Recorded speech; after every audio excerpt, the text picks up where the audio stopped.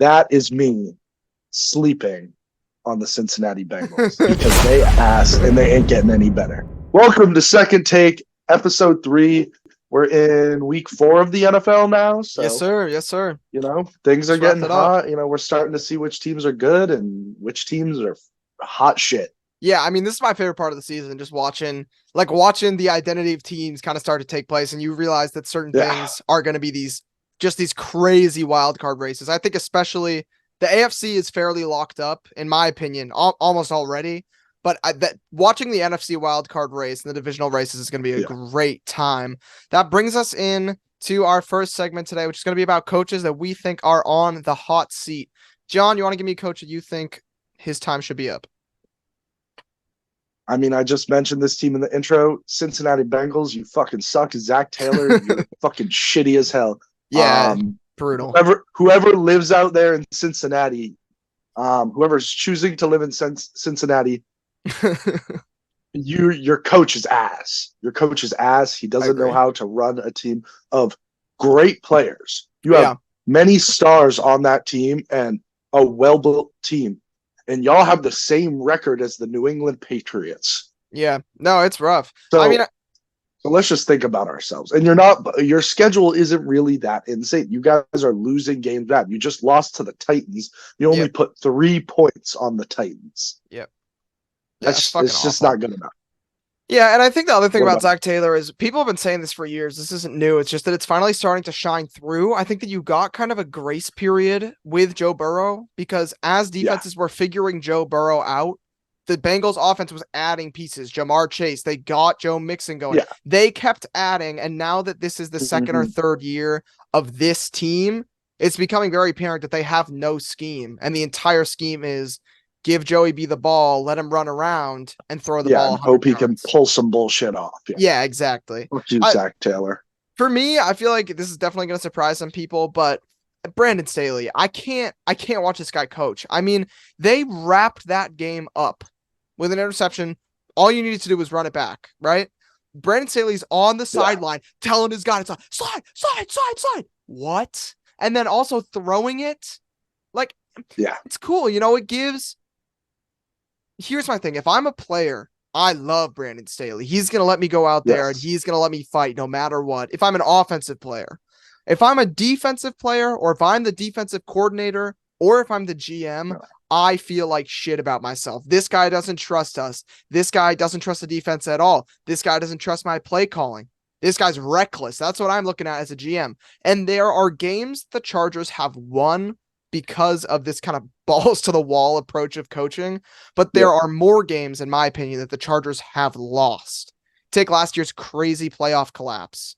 Got into the second half, let the statistics virgins tell them what to do, and they ran the ball terribly, and that was it. You're done. You lost the playoff game. You're out of the playoffs. Yeah. It's just things like that where he's aggressive when I think he should be conservative, and conservative when I think he should put the pedal to the metal. Yeah. I mean, it's a style of coaching that I think is more successful at lower levels of football. Yeah. But in the NFL, you're not going to be able to pull that bullshit off. You're not going to be able to pull your crazy and then instantly go down to the calmness. It's just it. And with the Chargers, another team that is, we're bringing up 2 coaches who aren't wheeling around 0-4 teams. We're talking about coaches that have the squads to be some great teams. I mean, Chargers league. are 2-2 right now. They look good. Chargers are 2-2. The Bengals are 1-3, but that team should be 3-1, 4-0. I agree. We're talking about squads that are well built, have the players, and then you just got to start questioning coaching. Exactly, and it's obvious there. Yeah. All right, let's say out of these 2 teams, I mean, obviously not these 2 teams, but let's say out of all these teams, we mentioned a crazy NFC wildcard race that's going to heat up soon. I'm very excited for that, but let's give Super Bowl predictions, and then let's give one team that we think could sneak into the Super Bowl if they get hot at the right time. Yeah. I'm going to be real. I think the Buffalo Bills really showed not the Buffalo Bills. The Kansas City Chiefs have shown me that they are still as good as they have ever been. They're going to be that team. They lost to the Lions week 1. It is what it is. They should have plenty lost of to the teams. Jets on Monday. Yeah, they should Or have. on Sunday Yes, night, they should have sorry. lost to the Jets. Yeah. But I think the Chiefs are still as good as they've been. I think once they start to figure out some things on how to scheme their offense without the weapons they're used to. Right. I mean, they still have a great offense, but teams are starting to realize it's the Mahomes and Kelsey show. And you got to start figuring out where you're going to incorporate your other guys because you have good players in your wide receiver and running back spot. I mean, Pacheco's great. He's like, you have a good dog team, for sure. Pacheco's a dog. Yeah. What about for the NFC? I think it's going to be the 49ers, no question. I have no doubt that the San Francisco 49ers are the best built team. They have the best players. Brock Purdy could be the plumber that works down the street, and he'd be just as good because that team is so well built that it is built for success. Okay. I get it. I get the Brock Purdy. Listen, Brock Purdy's good. I have the Niners as well in the NFC, and I have the Bills coming out of the AFC. Bills, Chiefs, Dolphins. I think it's going to be one of those 3 teams. I don't even really think that's up for debate right now. But what is up for the debate is that Brock Purdy is a good quarterback, and Brock Purdy is better than half the quarterbacks in this league. He's accurate. He makes the right decisions. The fact of the matter is, it doesn't matter how good your quarterback is. There are teams, offenses that are built like the Niners that do not function like the Niners because they do not have a quarterback that knows what to do. Yeah, I think he's definitely a top 15 quarterback, but I don't think he breaks into that top 10. I don't think he has the skill set there. I think he's a great game manager. He knows how to work the team. He puts the ball to the receivers. He puts the ball to the receivers. That's literally his only job. He doesn't need to go out and run a million fucking miles. The whole thing that I think there are a lot of quarterbacks in this league that are doing both and succeeding, and their teams are doing well. I don't think there are that. Okay. Anyways, I think Brock Purdy, and this, I'm going to catch some flack for this. I think that right now, if you don't have Brock Purdy in your top 5, top 6 MVP rankings, you're insane. And I feel like he and CMC should be in everyone's top 10.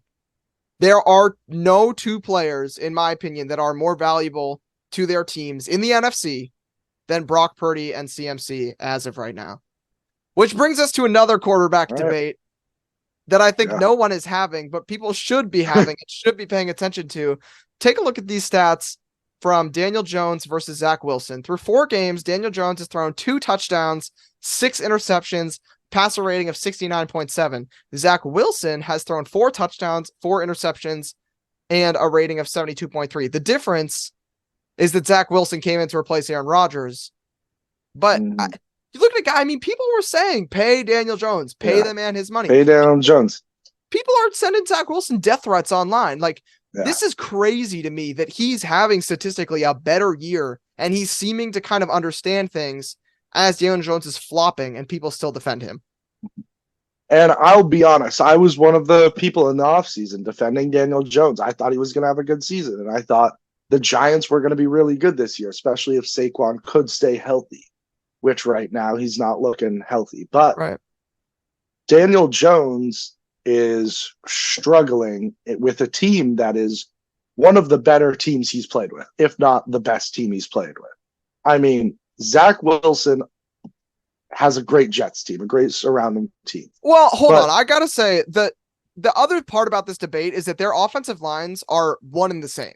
That Jets offensive line is terrible. Yes, the Giants offensive line is just as bad. I was talking about weapons wise. I think offensive line wise, they're both awful. They're both going to get sacked a ton this year. Yeah. But Zach Wilson, a season ago, people were like, this guy shouldn't even be fucking in the league. Oh, everyone thought he was going to be good in BYU, drafted way too early. Maybe this guy just needed another chance. Maybe this guy needed more time behind a veteran instead of just throwing him in. Yeah, and maybe this guy needed someone to encourage him. Yeah. I've never seen a player that's been just beaten and repeatedly pounded into the ground like Zach Wilson is. And I get it. It's New York. It's a New York media. They do the same thing in Boston. But it's just, I mean, it's relentless. This is like a 23-year-old correct me if I'm wrong, but like 23 to 25-year-old I think it's kid. 23, 24. And I mean, that's nuts. You got Joe Namath coming out, spewing some shit out of his mouth as if he didn't run around and throw the ball with two hands. Mm-hmm. And yeah, I think that it's just abysmal. And I think most rookie quarterbacks aren't NFL ready. I think they need a few games at least behind a veteran guy, whether your veteran guy is, Aaron Rodgers or it's you're sitting behind Ryan Tannehill. Like, you need someone who knows the game, has been in the game for a while to tell them what to do. I think now that he's heard from Aaron Rodgers, and Aaron Rodgers is, he's last season, people were not giving him, great credit for being a team player and being a good team. That's been happening for like 10 years now. I think he's what's changed the game for Zach Wilson and has helped him become a good quarterback. Yeah, and I think he's gonna become a good quarterback. We saw a lot of flashes on Sunday night. Yeah. Previously this season, I mean, very poor quarterback play, but I think we saw a confidence change. He was playing like he had nothing to lose, which is important for him. And he looked confident. The Jets were fucking fun to watch on Sunday night. I had a great time. Yeah, I thought the Chiefs were going to lose that game. I think they should have. Yeah, waiting for the ref to throw the flag, but whatever. Yeah. That's all we got for you guys today. Keep it nice and short. We didn't want to just, I'm sure you guys see all sorts of just reviews of the week. We didn't want to just bang you over the head with that. So tried to get a couple things in there. No. John, you got anything else? No, thanks for watching. Hope you guys keep watching, and we'll see you again. Yeah, we'll see you guys next week.